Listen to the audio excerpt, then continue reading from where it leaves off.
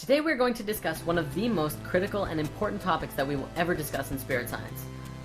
Among all of the things we have discussed, this is one that needs to be taken seriously and is the most important part of the evolution of consciousness that we are experiencing today. Today we shall discuss the power of the heart.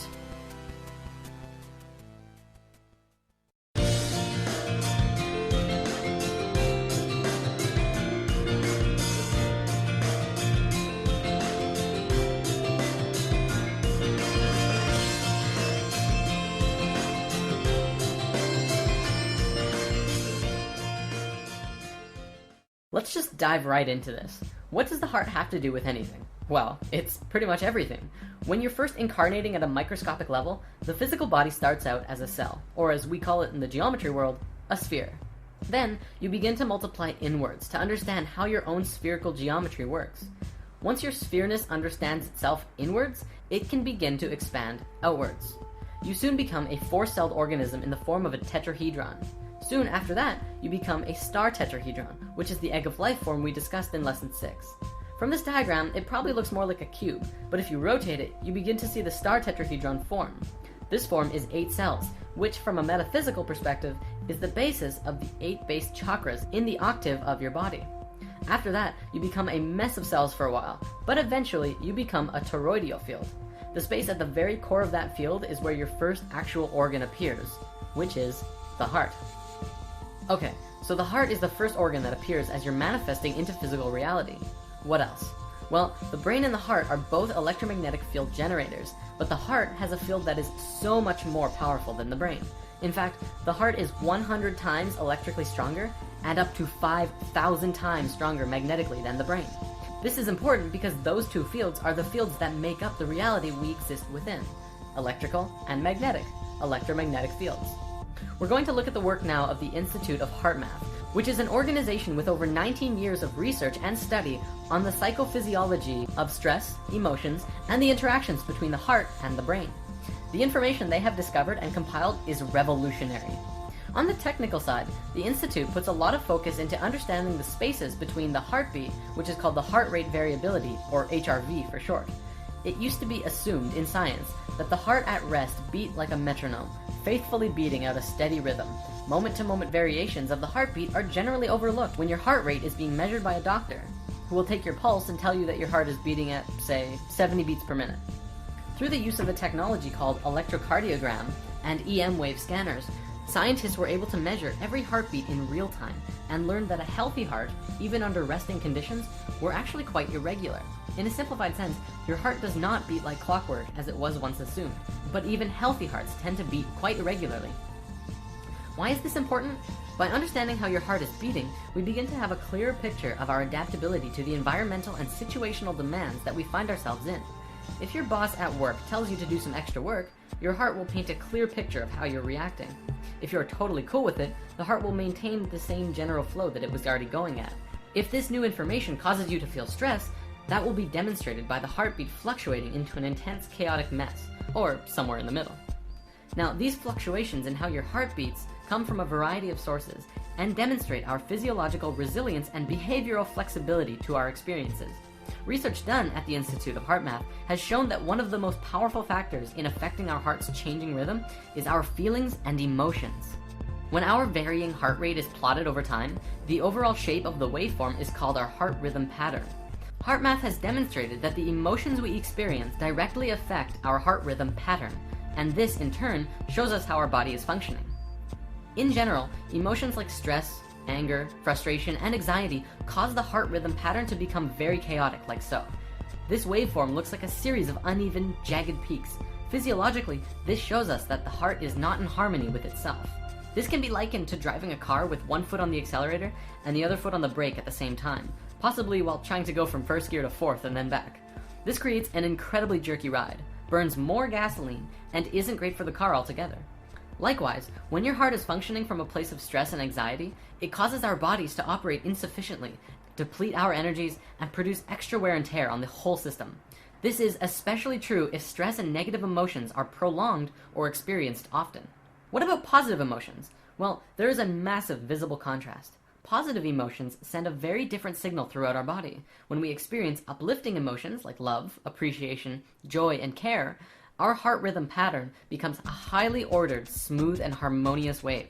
We begin to match the waveforms that are seen in the color spectrum, or perhaps we could liken it to music.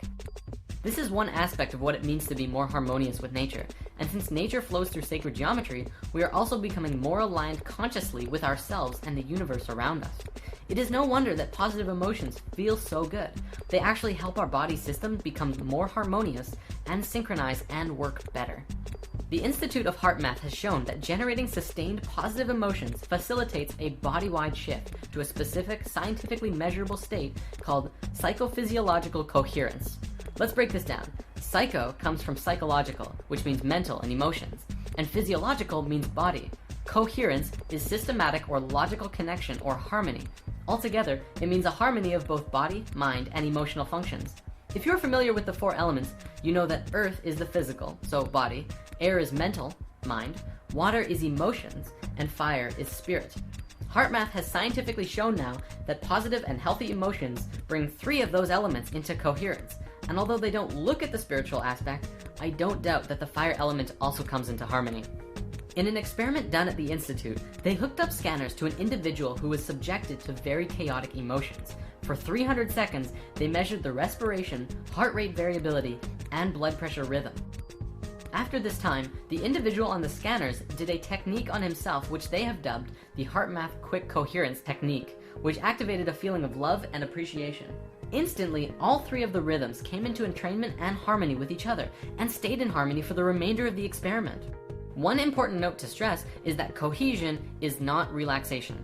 The process of relaxation is a low energy state in which the individual rests both body and mind, typically disengaging from cognitive and emotional processes. In contrast, coherence is experienced as a calm and balanced, yet energized and responsive state of being that is optimal for mental acuity, focus, problem solving, and decision making, as well as the physical activity and coordination. So coherence is the natural state you want to be in all the time. Unless you're relaxing. That's good too. So how does one get into this state of cohesion? Breathing. Your breath is intimately connected to your heart rate and your heart in general. And if you ever find yourself in a very chaotic mental state, take a few seconds to step back of what's causing the chaos and focus on your breath.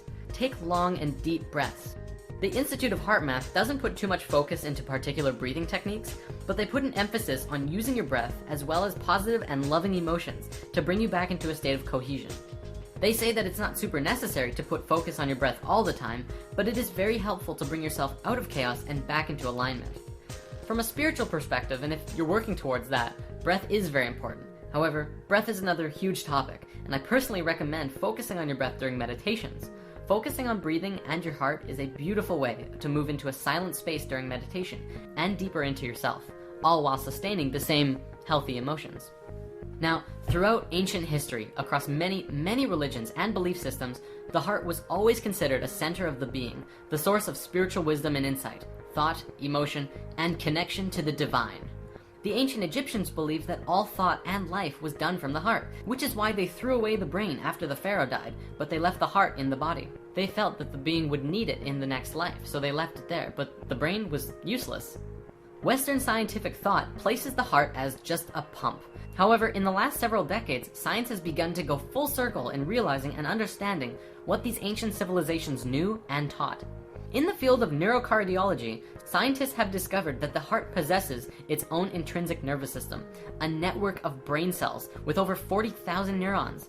This gives the heart the ability to independently sense and process information, and make decisions, even demonstrate a type of learning and memory. In a simplified sense, you can think with your heart. The heart is truly an intelligent system. The heart also has found to be a hormone gland, manufacturing and secreting numerous hormones and neurotransmitters that profoundly affect the brain and body function. Among these hormones is one called oxytocin, well known as the love or bonding hormone, bringing things together. Science is also beginning to understand that the electromagnetic field around the heart has a powerful effect on not just the human body, but others around you as well. Research has also shown that the heart is the key component of the emotional system. Science now understands that the heart not only responds to emotions, but the signals it sends out dramatically affects the quality of the emotional experience from moment to moment, and also that our heart plays a key role in accessing our intuition. In school, we've been taught that the heart is constantly responding to orders sent from the brain. But what's less commonly talked about is that the brain receives even more orders from the heart. We've been doing it backwards.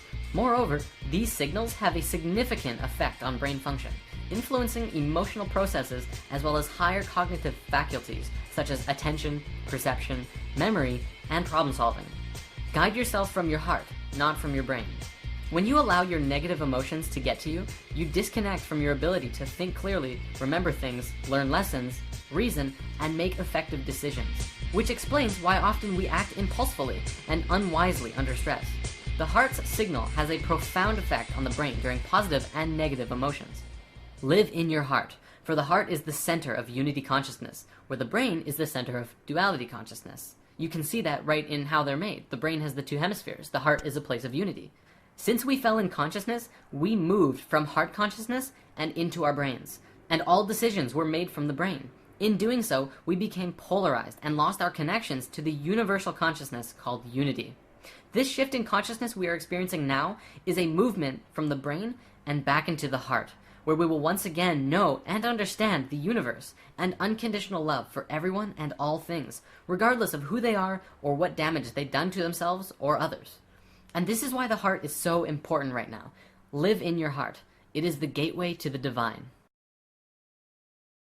Purposeful moons in Capricorn, sullen and cold, our hearts adore. Just how much more can we endure? Wondering what our lives are for. Where will you go? What are your plans? When facing hardships, will you stand? Civilization, social order.